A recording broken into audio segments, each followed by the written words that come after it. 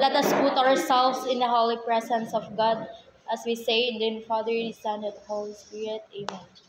Our Father who art in heaven, holy be thy name, your kingdom come, your will be done on earth as it is in heaven.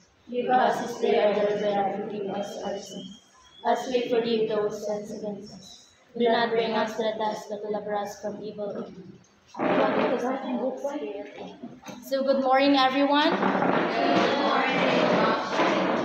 So now we'll be moving our next topic, which is, so nako yung challenge ninyo, ha? Guess what? Guess what? The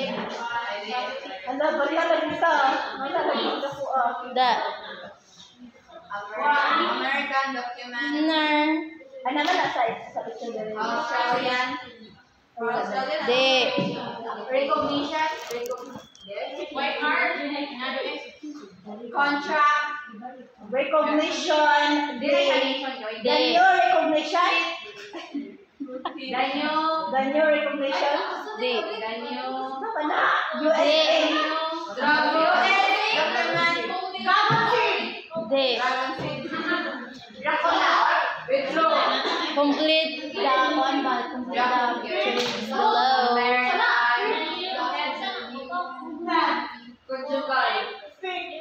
No?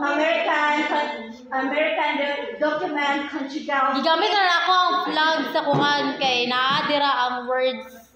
De. Ha? No. Oh, USA meaning sa USA di ay. United States document. De. Sa United States na ako gigamit ng word ana. Ha, state. Sunod. De, another term sa kuan. Sa de. De. State paper. Oh. De. De. Oh, mag-marriage mo, di ba? Unsa may crown na doon na para magpakasal mo. De. De. Ha? Starts with letter R, ends with letter S. Register. De. De. De.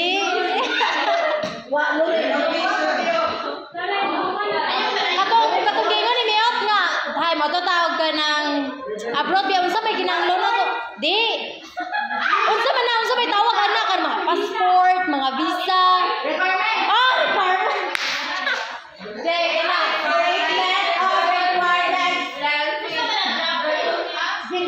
Wala gisapong words. Gisapong letters. Cognition. Kalira na eh. Cognitive.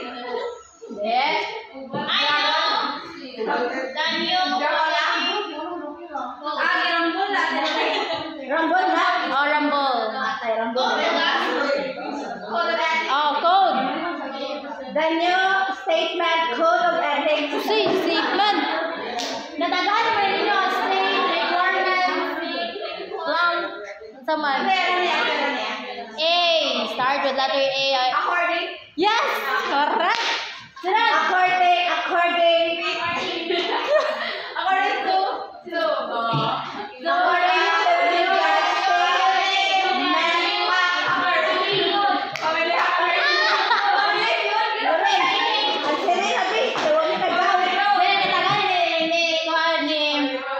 Grade state requirements according to the new family code.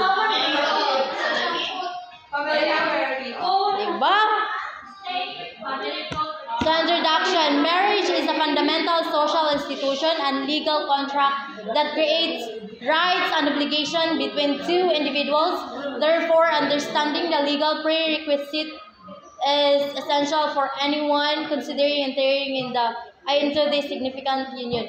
So, before tamusod sa marriage, dapat puno na sa junato nga naa jud tay mga obligasyon nga musod ana. Di ba te? Oh. So, anong importante mo dyan ang marriage? Char-char lang? Yes. Para Para mas ma-build din yung relationship through your small family? para Oh. sumakses ka sa Sumakses ka. Okay. So the essential or intrinsic requirements consist of the legal capacity of contracting parties who must be a male and female at least 18 years of age and not under legal impediment to marry. So katong 18 years of age. Now if either or both contracting parties are 18 to 21 years old, a written parental consent is required. If either or both are 21 to 25 years of age, parental advice is required. So 18 to 21 years old is need siya o parental consent kung ma-require kung okay pa sa inyong family nga both ninyo nga kamo kuan mo 18 nya 18 to 21, so need yun mo magpakasal mo sa iyo, need yun mo og parental consent. Then aside na sa 21 to 25 years of age, need po sila og parental advice. Tampagon naman na kay kuan man mga guwang na sila. So if the parents withhold their advice or if the advice is unfavorable, the marriage license is not issued until after 3 months or of publication of application. Another essential is requirements is consent freely given in the presence of the solemnizing officer. This means that consent of either party should not have been obtained by brute force or intimidation or undue influence. So, dapat di jud ang pagpakasal kay di jud na dapat kanang i-fraud bitaw kanang yaga-yagaan or kanang ipugos ka para mapakasal ka. Dapat kanang kusa jud na ninyo nga inyong own decision jud nagkuan na nga mapakasal mo. So the formal or intrinsic requirements consist first of all of the authority of the solemnizing officer. Among those authorized are incumbent members of judiciary, any priest, rabbi or imam, or minister of any church or religious sect who are duly licensed by the government. Marriages between Filipino citizens abroad may be solemnized by a consul general, consul or vice consul of the Republic of the Philippines. In case the solemnizing officer is not legally authorized, the marriage is still valid provided that either or both contracting parties believe in good faith that said officer had legal authority. So, di ba, naka-encounter na tag mga na napakasal sa mga pari, sa mga pastor, sa mga, gusto na ka ng huwis, sibil, o sibil, niya. Bisa bagunsa na ako, kanang good in your faith, bitaw, believing in God, so, kanang legal, kaya po napod ng mga kuana, at kanang mga mayor, basi mo yung mo, kanang ako bitaw makunahuna ko pa nga legal baka po ng mayor nga kanang mura mag mayor pagkangan papel kasal mo papel na mayor ra pero mas lami mo na mapakasal taw pare di ba? Naay blessing og mapakasal ka kuan day mayor way blessing. Kwarta ra? Mura bitaw kanang say nga nay mura bag ilahar na mura way katuhan sa kuan. Pakasal na sila sa papel ra siguro nga pero mura sila way faith sa kuan.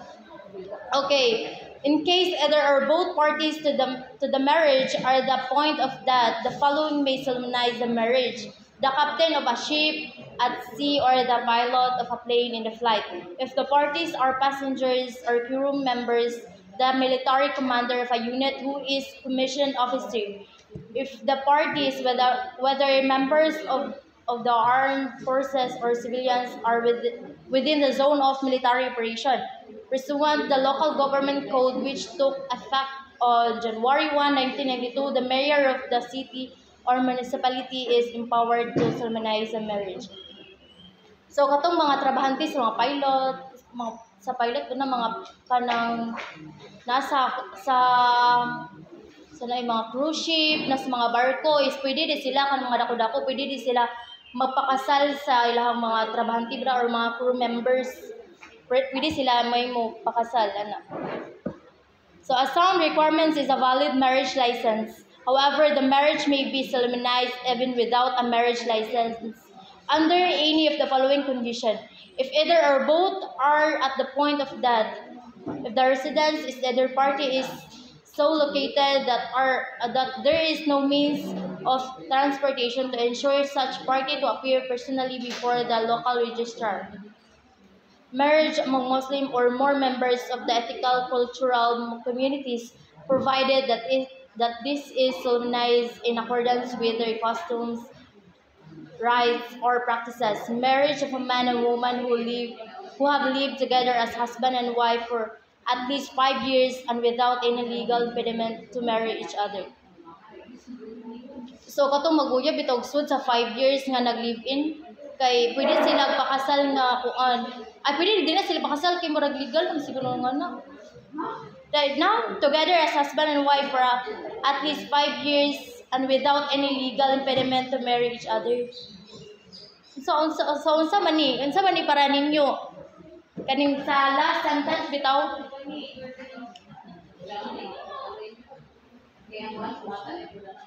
Oh. Ano man og mapakasal kay ay ug di bay kasal kay untay mga anak ka. Unya ang imong makaanak mong duha sud sa kadugayon ninyo ang apelyido sa bata kay naman samahan ganun. Oh. Nasa ipada samahan no ang apelyido bisag wa sila kasal. Okay? Pero karon Depende naman sa budget kung biyan so pwede po pero napagyapi right ang bayan natin o ipadaban niya ang apelyido sa iyang pares or sa iyang kanang panalutan bitaw na niya ikuan. Oh, no na. Pero panagutan ka, Hindi ka panagutan sa laki na iina. Rikiha jud. Ni uban pud ti kay intay nanganak og kinamagwangan ipadani mo sa imong apelyido pagkauman nanganak na pud ka. Ipadana pud sa imong pares nga kuha ang apelyido pud bitaw gibayahin bitaw ninyo. depende na sa sabot kung kasagaran dili mo hatag na video dili niya mo kay gusto man kana wala jud para buti pero kung maamon galing ang lahat. Oh naa. Ya na nila Mausad. So lastly, a marriage ceremony whether the contracting parties personally declare before the solemnizing officer in the presence of at least 2 witnesses of legal age that they take each other as husband and wife. So pakasal ta kay di ba naman may mga witness no? Yes. Ko og kanang sa sibil pa natay duha ka witness nga kanang pro silbing itawag ba nila dako-dako ba na? Tino ug sa pangatubang pa adyo na sila. Kung pakasal ka na po na yung mga sponsor, unsa pa na mga unsa ni nga na mga bridal bitaw. Pero depende man ninyo kung ninyo ganyan pa rin no nga ang pagpakasal barato kayo pamay uli kay elegante mo.